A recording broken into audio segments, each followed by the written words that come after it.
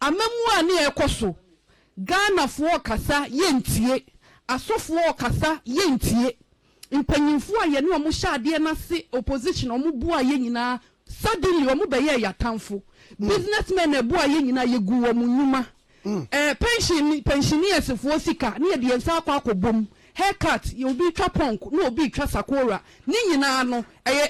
ni ye hunu sa amemu no na enkoyie. Honorable Adwoa Safo trending elmontimwa ka highway so ose ensio tie aponchani a woje wo ti sabrede e woje wo ne ko se wahwe about 3-4 days ni obeti one corner unko piem wo hono na ye se eye Adwoa Safo honorable na etare hwa ogbo gumbe ene supplement a all tuja edema NPP ebusia NPP for ehwe de enti a omudi ikuguo ewo 2024 election na honorable Adwoa Safo ese moma menkasa me de minim nyina no meka ebusia aha AJ gossips meso se obe subscribe to channel no aba adoma so say the way I drop video about first person so cannot watch the watching so after video abehwe ho comment section na wo share ma wo nua bi enso saka mani ebeje wo ho pa for about 3-4 days ni na say honorable Adwoa Safo trending minim de ehye ne kutu pass say ne o say men kama no ntumo erade ye ahye manu mu ma we de anyese erade ye na bom nsem bi ana ahye na koma mu ma obese obi epiem okafiri ho na bibia kama oni mi wo fa kwa me nkromati kese a ewe age atwetwe nkomo ewo OKFM anopai na wosi mo bia emblemi Dr. Muhammadu Bawumia se onu nti na NPP4 ekofie omu a na amamuo no enkoye senepa enkoye part 1 Kwame abatwa ye call 2024 ene ehun sunsanso a ye nkugu a ye kokodi ye ne de sene wa wunim no eniema bebre ene kokọ so madwenkyire mu de me de me hu ni se eye niema bi a ya ankasa ye ne antutu ne yie Ghana fo de abufuo ena ankoto Kwame wo de hwe enye se yenkofo pie koto ye ena NDC fo nso pie koto ye ena ba ku di nkunimu yenkofo no ebo mutri mu pose yenkonkoto inti voter turnout ewo major strongholds of the new patriotic party no wo behwe no na nkofo epie koto aba ankasa no na asefem na empanyimfo si ye de fact finding committee bi aba ai wo so wo mkoko hwehwem no wo de nkrata beto de ba party empanyimfo na ye hwe niema yen ye ko nkuguo ye ko kensie ne ye ko di nkuguo mini abe me papa me former boss honorable say chairman sabunsu wa ya santima mu de o de abeto ho ya so ye hu se ni wo tworo wo mu nyina na bi ani wono mu a enye nokre ebinum se nkrofo nsere no so wonyo saa na waye si yasre no si yensre no o ye panyini wo party mu ena yama na ye se adwuma no wo mu hwe no wo ma ama meka nkyere yense nkuguo na ye ko ye na akansie na ye ko na nkuguo ba ye no eye Dr. Mahmoud Bawumia ne emfa sobo no emmo no amamu a ne ekoso Ghana fo kasa yentie asofo kasa yentie mpanyimfo a ye ne omo hyade na se opposition omo bu a ye nyina suddenly omo be ye yatamfo businessmen e bu a ye nyina ye gu omo nyuma pensioners fo sika ne ye de nsa akwa akobom haircut you be twa ponk no obi twa sakora ne nyina no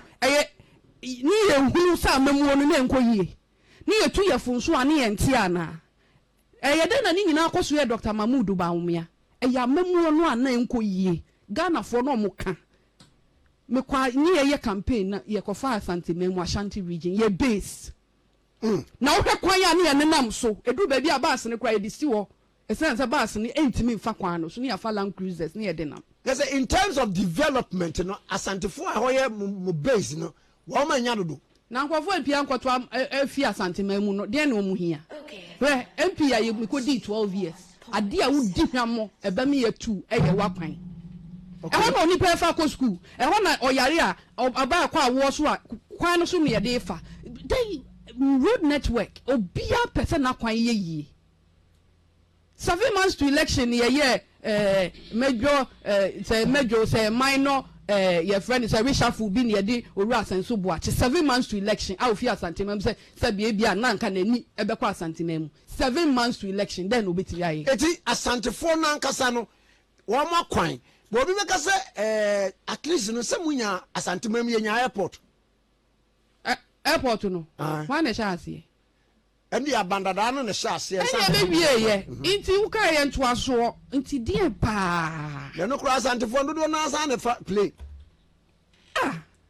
Minia, to say honorable na pomusi wa mu di schools equal STEM schools ni yi development yen ka say yan fa bia nkwa asante mo bia nyima no nkosi bone but ade na ehuhia wo mo ote kokko so e frɛ yen kokko mu kasa no na ye so ye posa ye ho ni ye pe senepa enkoye na amamuo no enkoye ebusia part 2 no na ose yawa NPP aban ede ne papa efra mu no ono ano ye MP wo ye minister o enso so yawa NPP aban ede ne papa Ejuma FM no na yede yawo na anyawo ya yenya wo fa yenti sabe de obekasa atu wow papa apostle Dr. Adwoa Safo wa na enim emwa odeboa NPP pa me be bisa kura femwa kwa bia ma me come story where you see yede yawo na anyawo ya yenya wo fa ye me papa apostle Dr. Engineer Adwoa Safo na ukọ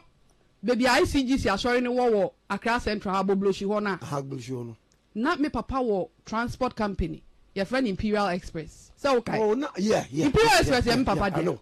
I know eko Srem eko Beni eko Togo eko Takra de hi na enko Kwame dakra no pa ye sori ya bulldozers ni niam si ho ebu ye transport yard ye gu ho ebugu ye me frɛ ya Regional Minister catch me say order from above. Ya say papa Juma what buying was so. Ma buying was so ya gu me papa Juma ya bubu no ya mfa paper ba kupo. Ma ye notice boni yen say ye niema. Businessmen na he na ye niema say hihye wo mumu wo one na ye regional minister. Me say Henry Cote, honorable Henry Cote ni nsuro. Me friend wo catch me say order from above. Ya bubu me papa Juma. Sa ba se so kro na ne de sesa voters. 2012 yes sir voters from other regions ebe ye adwuma eno na papa ne dia ye adwuma dia hwe me film of na unim Kwame who say papa ne madoso I know unim sa se na ya ban asase itu no mu dia free yen ase ye tua rent unim nipa wo di free yen honorable Nilante Vanderpool wow mretintin ni mu ose ono nso oye papa ba yes Inti da asase no papa enka asem ntonma no eno onka say ye otua ni sika amosimu dia rent because na ye Ghana Exports Council for there omu ni dwuma bi omu didi nti omu dia rent na nye ye nko anso na ne ye wo so ye bugu ye one day say order from above why na wa above honom no iti Kwame ma ye nunu ye ho ne ye nsere na nkofo yawdie wo mu nkofo de omani tu ye so eduru ba bi asofo akese ye bompa ye gina ye chi nyina ye pa wo mu nyinara na tumi na ye pe no na enye huhu muku na o prayer warriors ni abandon in the middle of the road intimacy no Professor Michael Kwe mi bu ni pa mi bu no eti eka hu bi ne bi am asafofo no a wo mo wo eyi no wo man to wo because o ye no de me ba do me kwa benya ma me zero in embra do me kwa benya ni nyina aka hu ye be sapo eka hu da bi o na hwe nkofo a wo papa ehwe wo mo emisia nyanka empempem edu oni bie papa ni egu na dwuma nti wo papa ena wo sori sofo ena me papa no mo fa ne so wo ye sofo keke be ha ye o enkrofo hu ni se oye omu chese omu bibia omu wiase ye som no Christ asafofo ye som no na mo fe ni dia ama no hwe former president Nana Addo Dankwa Akufo-Addo no ye me papa lawyer in the 80s through the 90s okay ono na ye Christ asafo me papa ne lawyer wow ne bua or de bua party na ye de buy fitikufoɔ time ne ye de ba power oyobia ye bubu na dwumegu a ye ma ne notice. Now order from above next is from presidency and if he. Oh. Now say you minister we are part of the executive me patro me boa. And you report directly to the executive power. It is a power from above. And kwame near ye me yakra ni se be fin na wo ho no ma wo keke ne ato afa hu ye nya hwi wo ho ye bubu no ne atwa wo ato hu ene da ho ene NDC fo aba no kwana kofa na fa ye financier of the party. Esa di ne ba me so me o sa bo me ho ka e was the largest constituency. Once akugu ba na nsen ya o se ye nche constituency ni be enum ma no. Iti eka me bo ansa na me de seat na bre mrashe bedwam e de abe amanyokuo no. Enye obi aka wo apostle na aka. Na mo hwe nanim di ne bone na de ye de mogya nam yenu. Me mogya nim utwa me ansuo na eba. Kristo asafofo mogya nam wo mumu. Debio into ho eye we nyina wie na wo ba na wo pese obetro report na aka kire yen se Alhaji Dr. Mahmoud Baumia no te ne ba bia ye de na kọ ba ko pe no eno eye sobo e wo se ye de bono into Dr. Mahmoud Baumia no Ghana fo ye mpe no into yen kofo obi foforo mra kwa mie hwe bosum anim ye kọ ne mprensam Domi Kobrenya former MP and I just say o te ne nka no we eye the last part. The last part and all can say before say Omeko primaries no the opponents honorable Michael Okwe Jr. Say bia wabekika anase okan ye enubom na aye ne ya a enunti Domi Kobrenya for ejina so di tuti ano waka nsem ya obi e de akire honorable Adwoa Safo amebi atia engineer Safo Kojo Kantanka ya papa apostle abuza ensem ben inti Domi Kobrenya no mesre wo mu baby ani die wo no omu di ni die ne to a hwe kwa me hwe se yakọ primaries na me opponent etimi gina